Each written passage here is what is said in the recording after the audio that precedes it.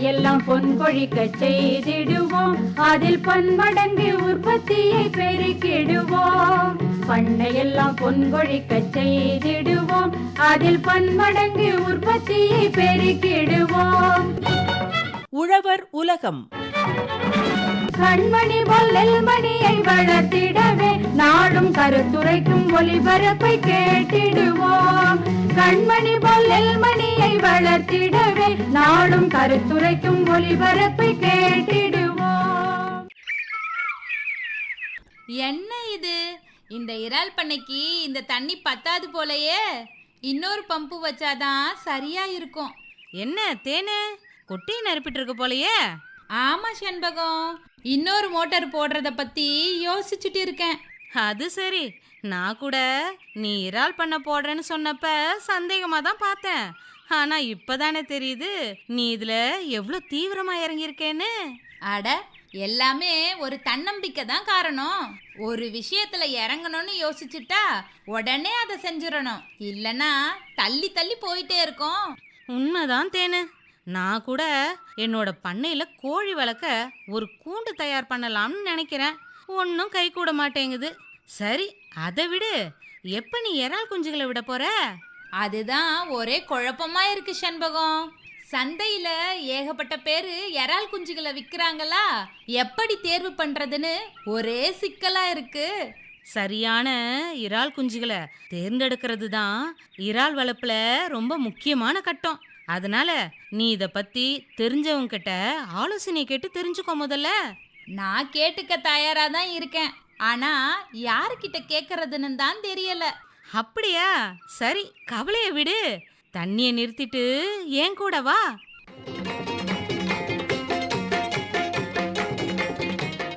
இதுதான் நீ சொன்ன இடமா? சரி சரி, இங்க யாரு என்ன தகவல் சொல்ல போறாங்க? வெற்றிகரமான இறால் வளர்ப்பிற்கு தரமான இறால் குஞ்சுகளை தேர்வு செய்யும் முறைகள் பத்தி பொன்னேரி டாக்டர் எம்ஜிஆர் மீன்வளக் கல்லூரி மற்றும் ஆராய்ச்சி நிலைய உதவி பேராசிரியர் முனைவர் டேனியல் அவங்க சொல்றத கவனமா கேட்டுக்கோ.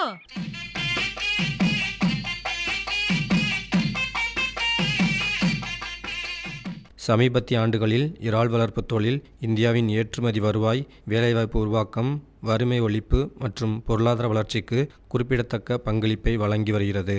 இந்தியாவின் பரந்த கடலோர பகுதியும் சாதகமான சூழலும் இறால் வளர்ப்பின் விரிவாக்கத்திற்கு வழிவகுத்துள்ளன. வெற்றிகரமான இறால் வளர்ப்பில் இறால் குஞ்சுகளின் தரம் ஒரு முக்கியமான காரணியாக இருப்பதால் எதிர்கால வளர்ச்சியை கருத்தில் கொண்டு குஞ்சுகளின் ஆரோக்கிய தரத்தை மதிப்பிடுவதற்கு விவசாயிகளுக்கும் குஞ்சு பொரிப்பக உற்பத்தியாளர்களுக்கும் ஒரு விரைவான மற்றும் எளிமையான தொழில்நுட்பம் தேவைப்படுகிறது. சமீபத்திய ஆண்டுகளில் மீன் வளர்ப்பு துறையின் சீரான வளர்ச்சிக்காக இறால் குளங்களில் உற்பத்தியை மேம்படுத்துவதற்கும் தொற்று நோய்களை குறைப்பதற்கும் இறால் சுகாதார மேலாண்மை முக்கிய மையமாக மாறியுள்ளது. இந்த இலக்கை அடைவதற்கு குளத்தில் விடுவதற்கு முன்பு இறால் குஞ்சுகளின் தரம், குறிப்பாக நல்ல ஆரோக்கியத்துடன் இருக்கும் குஞ்சிறால்களை தேர்ந்தெடுப்பதில் கவனம் செலுத்த வேண்டும். பொதுவாக இறால் வளர்ப்பிற்கு கோஸ்டல் அக்வாகல்ச்சர் அத்தாரிட்டி என்று சொல்லக்கூடிய CAA ஒப்புதல் பெற்ற குஞ்சு பொரிப்பகங்களில் இருந்து மட்டுமே சான்றளிக்கப்பட்ட SPF என்று சொல்லக்கூடிய குறிப்பிட்ட நோய் அல்லாத அல்லது SPR என்று சொல்லக்கூடிய குறிப்பிட்ட நோய் எதிர்ப்பு வாய்ந்த குஞ்சுகளை மட்டுமே வாங்க வேண்டும். வெற்றிகரமான இறால் வளர்ப்பு என்பது நம்பகமான குஞ்சு பொரிப்பகங்களில் இருந்து ஆரோக்கியமான மற்றும் நோயற்ற குஞ்சுகளை தேர்வு செய்வதை பொறுத்து அமைகிறது. இதுதான் அறுவடையின் வெற்றியை சுமார் 70% வரை தீர்மானிக்கிறது. அடுத்ததாக தரமான இறால் குஞ்சுகளை எப்படி தேர்வு செய்வது என்பதை கூறுகிறேன். பொதுவாக இறால் குஞ்சுகளின் மொத்த உடல் நீளமானது 12 மில்லிமீட்டருக்கு மேல் இருக்க வேண்டும். ஏனெனில் சிறிய அளவுள்ள குஞ்சுகள் குளங்களில் உயிர் வாழ இயலாது. அடுத்ததாக இறால் குஞ்சுகளின் தலைப்பகுதிகளில் காரபேஸ் என்று சொல்லக்கூடிய பகுதிகளில் ராஸ்ட்ரம் என்ற முட்கள் காணப்படும். அந்த முட்கள் குறைந்தது 4 அல்லது 5 இருக்க வேண்டும். அடுத்ததாக இந்த குஞ்சுகளானது போஸ்ட் லார்வே 12 என்ற வகை குஞ்சுகளை மட்டுமே வளர்ப்புக்காக நாம் தேர்வு செய்ய வேண்டும். வளர்ச்சி சமமாக இருக்கும் மற்றும் ஒரே அளவில் இருக்கக்கூடிய இறால் குஞ்சுகளை மட்டுமே தேர்வு செய்ய வேண்டும். இறால் குஞ்சுகளின் உடல் பகுதியில் உள்ள இணைப்புகள் அப்பெண்டேஜஸ் மற்றும் ராஸ்ட்ரம் ஆகியவை இயல்பான தோற்றத்தில் இருக்க வேண்டும். வயிற்றுப்பகுதியின் தசை தெளிவாக இருக்க வேண்டும். நல்ல தரமான குஞ்சுகள் பழுப்பு அல்லது அடர் பழுப்பு நிறங்களை கொண்ட ஒளிபுகும் உடல்களை கொண்டிருக்கும். உடலின் எந்த பகுதியும் நிறமற்றமோ சேதமோ இருக்கக்கூடாது. குஞ்சுகளின் வயிற்று பகுதியில் கருமையான குடல் காணப்பட வேண்டும். அது அவற்றின் நல்ல செரிமான திறனையும் ஆரோக்கியமான உணவெடுக்கும் திறனையும் காட்டுகிறது. குஞ்சுகள் பெரிய மற்றும் கருமையான கல்லீரல்களை கொண்டிருக்க வேண்டும். குஞ்சுகளின் 6வது வயிற்றுப் பகுதியில் தசை மற்றும் குடல் விகிதம் சுமார் 4:1 என்ற அளவில் இருக்க வேண்டும். குஞ்சுகளை பூச்சி தொற்றுகளின் அறிகுறிகள் மற்றும் உருக்குலைவுகள் போன்றவை ஏதேனும் உள்ளதா என்பதை பரிசோதிக்க வேண்டும். இறால் குஞ்சுகள் வெளிப்புற ஒட்டுண்ணி, பாக்டீரியா மற்றும் பிற ஒட்டுண்ணிகளிலிருந்து இருக்க வேண்டும். இவ்வொட்டுண்ணிகள் இருப்பது ஆரோக்கியமற்ற நிலையை காட்டுகிறது. இது குஞ்சுகளின் வளர்ச்சி மற்றும் உயிர் வாழ்வாதாரத்தை பாதிக்கும். அடுத்ததாக, இறால் குஞ்சுகளின் வால் தெளிவாக திறந்திருக்க வேண்டும். அது ஈரோபோட்களில் உள்ள நிறமி செல்களை பொறுத்து அமையும். ஈரோபோட்களில் நிறமி செல்கள் இல்லாதால் வால் மூடியது போல் தோன்றினால் அவ்வகை குஞ்சுகள் போதுமான அளவு வளர்ச்சி அடையவில்லை என்று பொருள். அடுத்ததாக, சில மற்ற தேர்வுகள் மூலமும் தரமான குஞ்சுகளை கண்டறியலாம். இவ்வகை சோதனைகள் நடத்துவதன் மூலம் ஆரோக்கியமான இறால் குஞ்சுகளை தேர்வு செய்யலாம். சில கவனிப்பு சோதனைகள் உள்ளன. பல தூரங்களிலிருந்து கொண்டுவரப்பட்ட இறால் குஞ்சுகளை பொதுவாக ஒரு தொட்டியில் வைத்து கவனமாக உற்று நோக்க வேண்டும். சிறிது நேரம் கழித்து தொட்டியில் இறந்த குஞ்சுகள் காணப்பட்டாலோ அல்லது அவற்றில் நிலத்தில் மாற்றம் தெரிந்தாலோ அவற்றை இறால் வளர்ப்பிற்கு தேர்வு செய்யக்கூடாது. எந்த ஒரு சேதமும் இல்லாமல் இருப்பின் அவ்வகை குஞ்சுகளை வளர்ப்பிற்கு தேர்வு செய்யலாம். அடுத்ததாக, உப்புத்தன்மை எதிர்ப்பு சோதனை, சலைனிட்டி டெஸ்ட் என்று சொல்வார்கள். ஒரு தொட்டியில் அதிக உப்புத்தன்மை கொண்ட நீரை எடுத்து அதில் ஒரு PL குஞ்சுகளை விட வேண்டும். அடுத்ததாக, உப்பே இல்லாத தண்ணியில் அந்த குஞ்சுகளை மாற்ற வேண்டும். 30 நிமிடங்கள் கழித்து அவற்றை உற்று நோக்க வேண்டும். 100% குஞ்சுகள் உயிருடன் இருந்தால் இவ்வகை இறால் குஞ்சுகளை இறால் வளர்ப்புக்கு நாம் தேர்வு செய்யலாம்.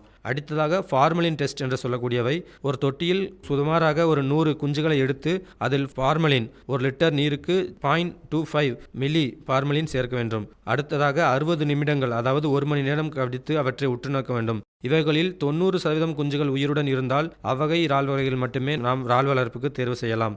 அடுத்ததாக, டெம்பரேச்சர் டெஸ்ட் என்ற கூடிய வெப்பநிலை சோதனை. இவ்வகை சோதனைகளில் குஞ்சுகளை அதிக வெப்பத்துக்கு உட்படுத்த வேண்டும். அடுத்து ஒரு 30 நிமிடங்கள் கழித்து குஞ்சுகளின் ஆரோக்கியத்தை உற்று நோக்க வேண்டும்.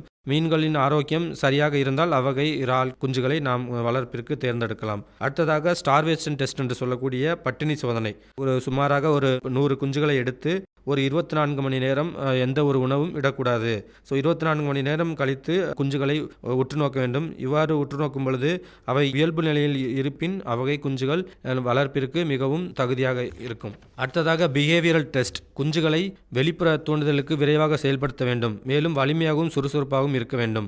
இறால் குஞ்சுகளை ஒரு தொட்டியில் வைத்து கலக்க வேண்டும். அதுபோல கலக்கும் போது ஆரோக்கியமான குஞ்சுகள் மட்டுமே ஓட்டத்திற்கு எதிராக பாய்ந்து ஓரங்களில் சேரும். பலவீனமான குஞ்சுகள் மையத்தில் சேரும். அது அவற்றின் செயல்திறனை காட்டுகிறது. அவற்றை இறால் வளர்ப்புக்கு தேர்வு செய்யக்கூடாது. இவ்வாறு பல சோதனைகள் செய்வதன் மூலம் ஆரோக்கியமுள்ள மற்றும் பலவீனமான இறால் குஞ்சுகளை வகைப்படுத்தலாம். முடிவாக, எந்த ஒரு பண்ணை நடவடிக்கையின் வெற்றியும் சரியான நேரத்தில் தேவையான அளவில் உயர் ஆரோக்கியமான குஞ்சுகள் கிடைப்பதை சார்ந்துள்ளது. வணிக ரீதியான இறால் வளர்ப்பின் வளர்ச்சியாலும் மற்றும் இறால் குஞ்சுகளுக்கான தேவை அதிகரித்துள்ளதாலும் அதிக எண்ணிக்கையிலான வணிக இறால் குஞ்சு பொரிப்பகங்களும் நிறுவப்பட்டுள்ளன. இந்த குஞ்சு பொரிப்பகங்களில் பெரும்பாலானவை தேவையான உட்கமைப்பு வசதிகளை கொண்டிருந்தாலும் ஆரோக்கியமான மற்றும் நோயற்ற இளம் உயிர்களை உற்பத்தி செய்வதற்கு ஏற்றவாறு அவற்றை மேம்படுத்த வேண்டியதுள்ளது. இவ்வாறு மேம்படுத்துவதன் மூலம் இறால் வளர்ப்பின் வளர்ச்சியை அதிகரிக்க முடியும்.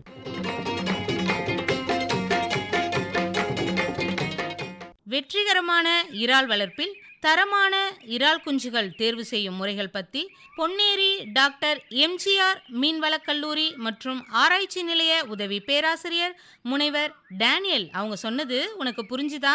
தெளிவா புரிஞ்சுது செண்பகம். சரியான நேரத்துல சரியான தகவலை தெரிஞ்சுக்கிட்டேன். ரொம்ப சந்தோஷம் தேனு. தாமதிக்காம உடனே அடுத்த கட்ட வேலையை ஆரம்பிச்சிரு. சரி செண்பகம், நீயும் உன்னோட கோழி வளர்ப்ப தாமதிக்காம தொடங்கிடு. காலம் பொன் போன்றது, கடமை கண் போன்றதுன்னு உனக்கு தெரியாதா என்ன?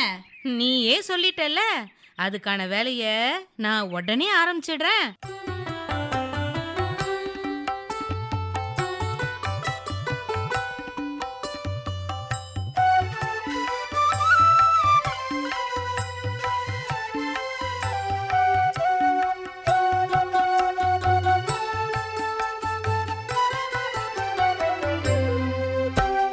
வானம் மழையை பொழிந்தால்தானே வாழ்க்கை சுகமாகும்.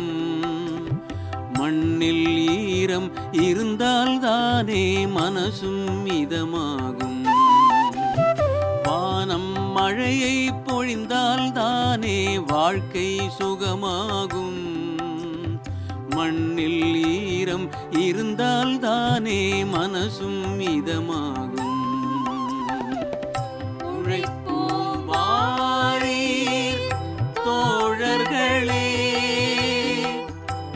உயர்வோம் வாரீர் உழவர்களே, உழைப்போம் வாரீர் தோழர்களே, உயர்வோம் வாரீர் உழவர்களே.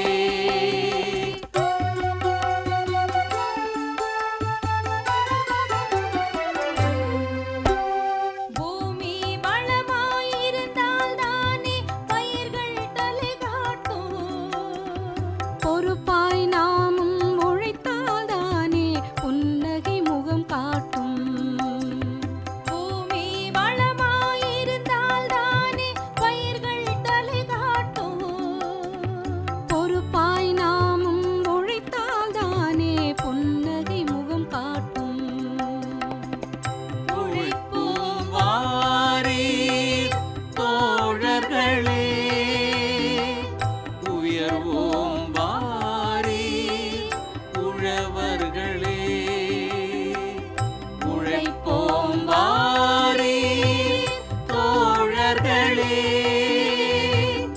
உயர்வோம் வாரீர் உழவர்களே.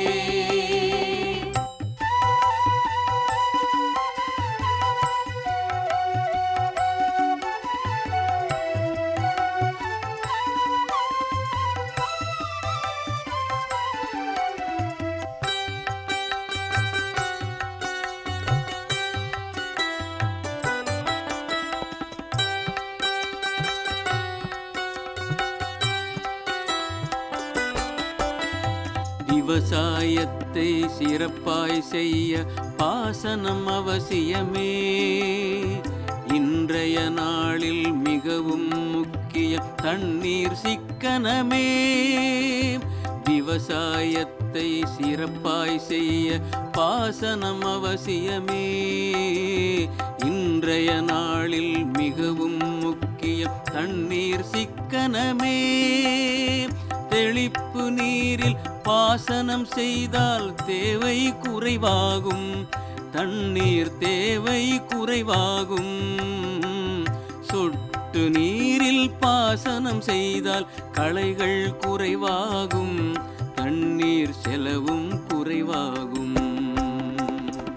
உழைப்போம் வாரீர் தோழர்களே, உயர்வோம் வாரீர் உழவர்களே, உழைப்போம் வாரீர் தோழர்களே, உயர்வோம் வாரீர் உழவர்களே.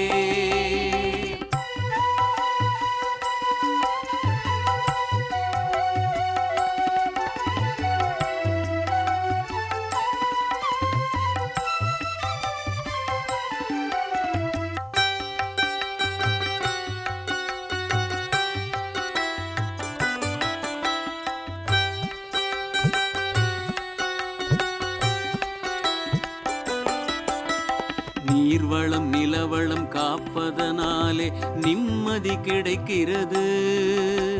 குறைந்த செலவில் நிறைந்த மகசூல் வாய்ப்பும் இருக்கிறது. நீர்வளம் நிலவளம் காப்பதனாலே நிம்மதி கிடைக்கிறது. குறைந்த செலவில் நிறைந்த மகசூல் வாய்ப்பும் இருக்கிறது. உழவு தொழிலை சுற்றி இந்த உலகம் சுழல்கிறது, இந்த உலகம் சுழல்கிறது. வள்ளுவர் சொன்னது சத்தியம் என்கிற உண்மை புரிகிறது, சத்திய உண்மை புரிகிறது.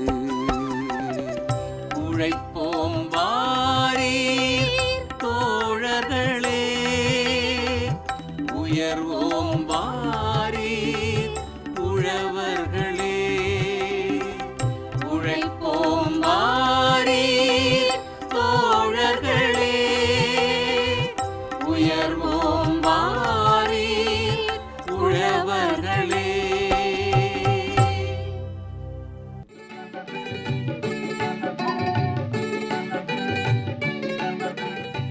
வேளாண் திட்டங்கள்.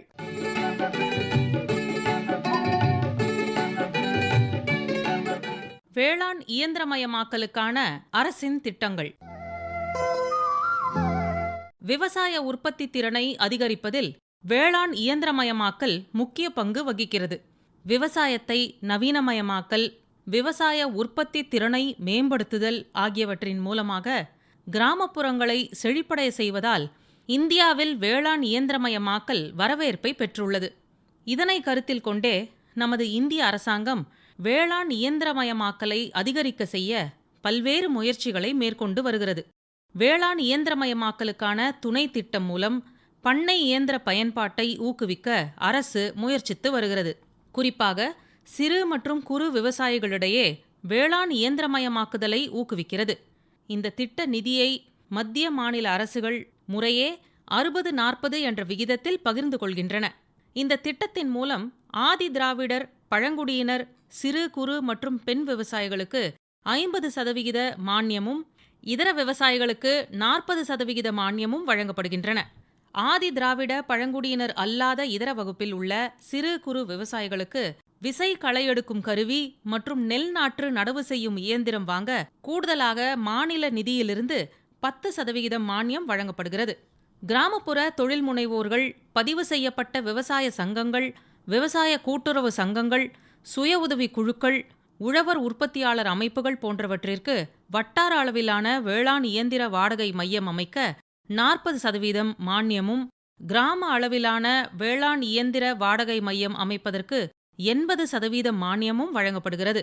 வேளாண் இயந்திரங்கள் அல்லது கருவிகளான பவர் டில்லர், விசை களை எடுப்பான், தட்டை வெட்டும் கருவி, புதர் அகற்றும் கருவி, நெல் நடவு இயந்திரம், டிராக்டர், சுழற்கலப்பை, லேசரால் இயங்கும் நிலம் சமன் செய்யும் கருவி, விதை மற்றும் உரமிடும் கருவி, கதிரடிக்கும் இயந்திரம் போன்றவற்றை வழங்குவதற்கும் வாடகை விடும் மையம் அமைப்பதற்கும் மானியம் வழங்கப்படுகிறது. இது மட்டுமல்லாது சூரிய கூடார உலர்த்திகள் போன்ற மதிப்பு கூட்டும் இயந்திரங்களுக்கான மானியமும் தனிப்பட்ட விவசாயிகளுக்கு வழங்கப்படுகின்றன. இந்த சூரிய உலர்த்திகள் மூலம் ஈரப்பதம் கட்டுப்படுத்தப்பட்டு விளைபொருட்களின் ஆயுட்காலம் அதிகரிக்கப்படுகிறது. இது விவசாயிகளின் வருமானத்தை அதிகரிக்கும். புதிதாக உருவாக்கப்பட்ட அல்லது கண்டுபிடிக்கப்பட்ட வேளாண் இயந்திரங்கள் மற்றும் கருவிகளை விவசாயிகளிடையே பிரபலப்படுத்த வேளாண் இயந்திரங்கள் மற்றும் கருவிகளின் செயல் விளக்கம் அளிக்கப்படுகிறது. இதன் மூலம் புதிய கண்டுபிடிப்புகளை விவசாயிகளிடையே அறிமுகப்படுத்தி உபயோகிக்க ஊக்குவிக்கப்படுகிறது. மேலும் வேளாண் இயந்திரங்கள், கருவிகள் அல்லது உபகரணங்களை கையாளுதல் மற்றும் பராமரிப்பு குறித்த பயிற்சியும் விவசாயிகளுக்கு வழங்கப்படுகின்றன. விவசாயிகள் உற்பத்தி செய்த பல்வேறு வகையான எண்ணெய் வித்துக்கள், சிறுதானியங்கள் மற்றும் பயிறு வகைகளுக்கு லாபகரமான விலை கிடைக்க வேண்டும் என்றால் அந்த பொருளை நன்றாக சுத்தப்படுத்தி அதன் மதிப்பை கூட்டுவது மிகவும் முக்கியம். இதனை கருத்தில் கொண்டு விளைபொருட்களை மதிப்பு கூட்டும் வேளாண் இயந்திர மையங்கள் அமைப்பதற்கான மானியம் வழங்கும் திட்டம் கொண்டுவரப்பட்டுள்ளது. வேளாண் பொறியியல் துறையின் மூலம் தேசிய வேளாண் வளர்ச்சி திட்டத்தின் கீழ் மதிப்பு கூட்டும் இயந்திர மையம் அமைப்பதற்கான மானியத்தை மாநில அரசு வழங்கி வருகிறது. இதில் விவசாய குழுக்கள், உழவர் உற்பத்தியாளர் அமைப்புகளுக்கு 50% மானியம் வழங்கப்படுகிறது. இந்த மையங்களில் விவசாயிகள் தாங்கள் விளைவித்த விவசாய விளைபொருட்களை மதிப்பு கூட்டி விற்பனை செய்ய முடியும். இதன் மூலம் விவசாயிகளுக்கு கூடுதல் வருமானம் கிடைப்பதோடு கிராமப்புறங்களில் வேலைவாய்ப்பும் அதிகரிக்கும். இயந்திரங்கள் விவசாய பணிகளை விரைவாகவும் திறமையாகவும் செய்ய உதவுகின்றன. இதன் மூலம் உற்பத்தி திறன் மற்றும் செயல்திறன் மேம்படுகிறது. மனித உழைப்பை விட வேகமாக வேலை செய்வதால் குறிப்பிட்ட காலக்கெடுவிற்குள் பணிகளை முடிக்க முடிகிறது. நீண்ட கால நோக்கில் இயந்திரங்களின் பயன்பாடு தொழிலாளர் செலவை குறைத்து வருவாயை அதிகரிக்கிறது. துல்லியமான நடவு மற்றும் அறுவடை மூலம் பயிரின் தரம் மேம்படுகிறது. வேளாண் இயந்திரமயமாக்கல் மூலம் துல்லியமான விவசாயம் சாத்தியமாகியுள்ளது. இதற்கு உற்ற துணையாய் அரசின் திட்டங்கள் விளங்குகின்றன. தேசிய கால்நடை இயக்கம். தேசிய கால்நடை இயக்கம் என்பது இந்திய அரசால் தொடங்கப்பட்ட ஒரு முக்கியமான திட்டமாகும். இந்த திட்டத்தின் முக்கிய நோக்கம் கால்நடை வளர்ப்பை ஊக்குவித்தல், கால்நடைகளின் உற்பத்தி திறனை அதிகரித்தல், விவசாயிகளின் வருமானத்தை உயர்த்துதல் மற்றும் கிராமப்புற பொருளாதாரத்தை வலுப்படுத்துதல் போன்றவை ஆகும். இந்தியாவில் வேளாண்மைக்கு அடுத்தபடியாக அதிக மக்களுக்கு வேலைவாய்ப்பை வழங்கும் துறையாக கால்நடைத்துறை விளங்கி வருகிறது. குறிப்பாக சிறு மற்றும் குறு விவசாயிகள், நிலமற்ற தொழிலாளர்கள் மற்றும் பெண்களின் வாழ்வாதாரத்தில் கால்நடை வளர்ப்பு முக்கிய பங்கு வகிக்கிறது. இதை மேலும் வலுப்படுத்தும் நோக்கில் தேசிய கால்நடை இயக்கம் செயல்படுத்தப்பட்டு வருகிறது. இந்த திட்டத்தின் முக்கிய நோக்கங்களில் ஒன்று கால்நடைகளின் இனப்பெருக்க தரத்தை மேம்படுத்துவதாகும். உயர்தர இனங்களை பெருக்குதல், செயற்கை கருவூட்டல் வசதிகளை விரிவுபடுத்துதல், தரமான தீவனங்களை உற்பத்தி செய்தல் மற்றும் தீவன பற்றாக்குறையை குறைத்தல் ஆகியவற்றின் மூலம் கால்நடைகளின் பால், இறைச்சி மற்றும் முட்டை உற்பத்தியை அதிகரிக்க அரசு நடவடிக்கைகளை மேற்கொள்கிறது. மேலும் நோய் தடுப்பு நடவடிக்கைகள், தடுப்பூசி முகாம்கள் மற்றும் கால்நடை மருத்துவ சேவைகளை கிராமப்புறங்களுக்கே கொண்டு செல்லும் முயற்சிகளும் இந்த திட்டத்தின் முக்கிய அம்சங்கள் ஆகும். தேசிய கால்நடை இயக்கத்தின் மற்றொரு முக்கிய அம்சம் தொழில் முனைவோரை உருவாக்குவதாகும். ஆடு, செம்மறி ஆடு, கோழி மற்றும் பன்றி வளர்ப்பில் புதிய தொழில் முனைவோரை ஊக்குவிக்க நிதியுதவி மற்றும் மானியங்கள் வழங்கப்படுகின்றன. குறிப்பாக தனிநபர்கள், விவசாயிகள், விவசாய உற்பத்தியாளர் நிறுவனங்கள், சுய உதவி குழுக்கள், கூட்டுறவு அமைப்புகள் மற்றும் தொடக்க நிறுவனங்கள் ஆகியவை இந்த திட்டத்தின் கீழ் பயனடைய முடியும். இதன் மூலம் கிராமப்புறங்களில் வேலைவாய்ப்புகள் உருவாகி இளைஞர்கள் சுயதொழில் தொடங்குவதற்கான வாய்ப்புகள் அதிகரிக்கின்றன. இந்த திட்டத்தில் தீவன மேம்பாட்டிற்கு அதிக முக்கியத்துவம் வழங்கப்படுகிறது. தரமான பசுந்தீவன விதைகள் உற்பத்தி, தீவன வங்கிகள் அமைத்தல், தீவன பதப்படுத்தும் மையங்கள் உருவாக்குதல் மற்றும் வறட்சி காலங்களில் கால்நடைகளுக்கு தேவையான தீவனத்தை உறுதி செய்தல் போன்ற நடவடிக்கைகள் மேற்கொள்ளப்படுகின்றன. கால்நடைகளின் ஆரோக்கியம் மற்றும் உற்பத்தி திறன் பெரும்பாலும் தரமான தீவனத்தை பொறுத்தே அமைகிறது என்பதால் அதற்கு கூடுதல் கவனம் செலுத்தப்படுகிறது. தேசிய கால்நடை இயக்கத்தின் கீழ் குறிப்பாக ஆடு மற்றும் செம்மறி ஆடு வளர்ப்பை ஊக்குவிக்க பல்வேறு சிறப்பு நடவடிக்கைகள் மேற்கொள்ளப்படுகின்றன. இனப்பெருக்க பண்ணைகள் அமைத்தல், தரமான இனக்கிடாக்கள் உற்பத்தி செய்தல், இன மேம்பாட்டு மையங்கள் உருவாக்குதல் மற்றும் நோய் மேலாண்மை வசதிகளை ஏற்படுத்துதல் போன்றவை இதில் அடங்கும். இதன் மூலம் இறைச்சி உற்பத்தி அதிகரிப்பதோடு கிராமப்புற மக்களின் வருமானமும் மேம்படுகிறது. கோழி வளர்ப்பு துறையிலும் தேசிய கால்நடை இயக்கம் முக்கிய பங்களிப்பை வழங்குகிறது. நாட்டுக்கோழி மற்றும் வணிக கோழி வளர்ப்பிற்கு தேவையான உள்கட்டமைப்பு வசதிகள், குஞ்சு உற்பத்தி மையங்கள், தீவன வசதிகள் மற்றும் சந்தைப்படுத்துதல் ஆதரவு ஆகியவை வழங்கப்படுகின்றன. இதன் மூலம் சிறு அளவிலான கோழி வளர்ப்பாளர்களும் பொருளாதார ரீதியாக முன்னேறுவதற்கான வாய்ப்புகளை பெறுகின்றனர். இந்த திட்டத்தின் மூலம் பெண்கள் மற்றும் இளைஞர்களின் பங்களிப்பும் அதிகரிக்கப்படுகிறது. சுய உதவி குழுக்கள் மூலம் கால்நடை வளர்ப்பு தொழில்களை ஊக்குவித்து பயிற்சிகள், தொழில்நுட்ப ஆலோசனைகள் மற்றும் நிதி ஆதரவுகள் வழங்கப்படுகின்றன. இதனால் பெண்களின் பொருளாதார அதிகாரமளித்தல் வலுப்பெறுவதோடு குடும்ப வருமானமும் உயர்கிறது. மேலும் கால்நடை பொருட்களுக்கு மதிப்பு கூட்டுதல் மற்றும் சந்தைப்படுத்துதல் வசதிகளும் தேசிய கால்நடை இயக்கத்தின் ஒரு பகுதியாகும். பால், இறைச்சி, முட்டை மற்றும் கம்பளி போன்ற பொருட்களின் தரத்தை மேம்படுத்தி அவற்றை உள்நாட்டு மற்றும் வெளிநாட்டு சந்தைகளுக்கு கொண்டு செல்ல தேவையான உள்கட்டமைப்பு வசதிகள் உருவாக்கப்படுகின்றன. இதன் மூலம் விவசாயிகள் மற்றும் கால்நடை வளர்ப்போர் தங்களின் உற்பத்திக்கு நல்ல விலையை பெற முடிகிறது. தேசிய கால்நடை இயக்கத்தின் மூலம் கால்நடை வளர்ப்பில் நவீன தொழில்நுட்பங்கள் அறிமுகப்படுத்தப்படுகின்றன. டிஜிட்டல் தகவல் சேவைகள், கால்நடை ஆரோக்கிய கண்காணிப்பு, நோய் தடுப்பு மேலாண்மை, அறிவியல் அடிப்படையிலான வளர்ப்பு முறைகள் மற்றும் மேம்பட்ட இனப்பெருக்க தொழில்நுட்பங்கள் போன்றவை செயல்படுத்தப்படுகின்றன. இவை உற்பத்தி திறனை அதிகரிப்பதோடு விவசாயிகளின் செலவுகளையும் குறைக்க உதவுகின்றன. தேசிய கால்நடை இயக்கமானது இந்தியாவின் கால்நடை துறையை வலுப்படுத்தும் மிக முக்கியமான திட்டமாக விளங்கி வருகிறது. கால்நடை இன மேம்பாடு, தீவன மேம்பாடு, தொழில் முனைவோர் உருவாக்கம், பெண்கள் மற்றும் இளைஞர்களின் முன்னேற்றம், வேலைவாய்ப்பு உருவாக்கம், மதிப்பு கூட்டுதல் மற்றும் சந்தைப்படுத்துதல் ஆகிய பல்வேறு அம்சங்களை ஒருங்கிணைத்து இந்த திட்டம் செயல்படுத்தப்படுகிறது. இதன் மூலம் விவசாயிகளின் வருமானம் உயர்வதோடு உணவு பாதுகாப்பு, ஊட்டச்சத்து பாதுகாப்பு மற்றும் கிராமப்புற பொருளாதார வளர்ச்சிக்கும் தேசிய கால்நடை இயக்கம் குறிப்பிடத்தக்க பங்களிப்பை வழங்கி வருகிறது.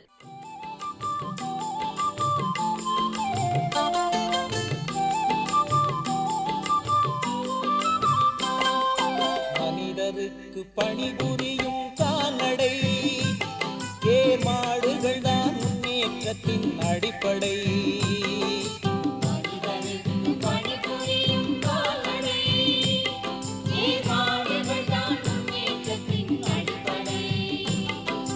புனிதமென்றே போற்றுகின்ற பசுவகை, வெண்மை புரட்சிதனை தோற்றுவிக்கும் போப்படை. மனிதருக்கு பணிபுரியும் கால்நடை, ஏமாடுகள் தான் முன்னேற்றத்தின் முன்னேற்றத்தின் அடிப்படை.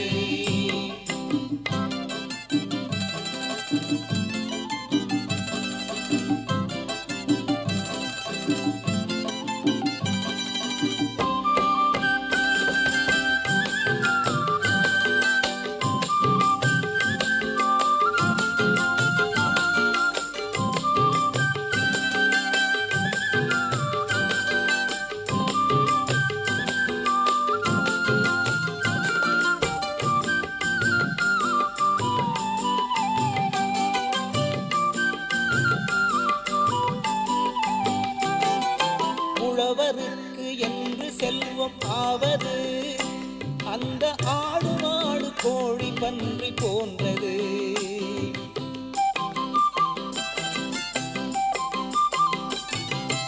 உழவருக்கு என்று செல்வம் ஆவது அந்த ஆடு மாடு கோழி பன்றி போன்றது.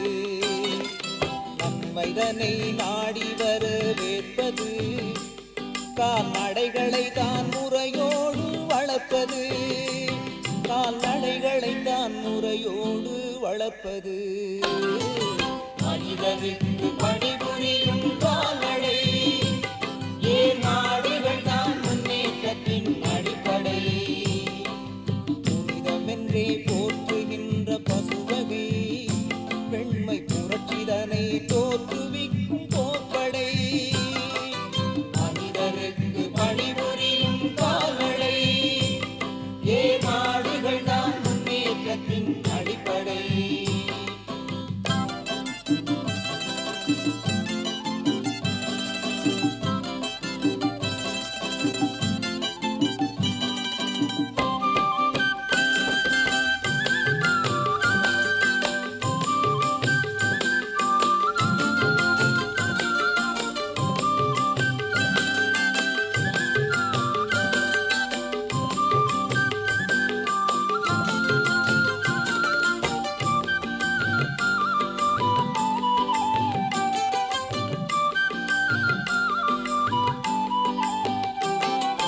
மாட்டினாலே வந்த பலன் கொஞ்சமா?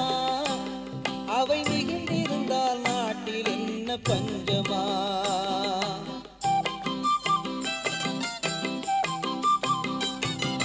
மாட்டினாலே வந்த பலன் கொஞ்சமா? அவை மிகுந்திருந்தால் நாட்டில் என்ன பஞ்சமா? கூட்டலாக கூட்டுகின்ற கால்நடையே எந்த குறையில்லாமல் தொடர்ந்து வரும் நன்மையே. எந்த குறையில்லாமல் தொடர்ந்து வரும் நன்மையே. மனிதருக்கு பணிபுரியும் கால்நடை ஏமாடுகள் தான் முன்னேற்றத்தின் அடிப்படை.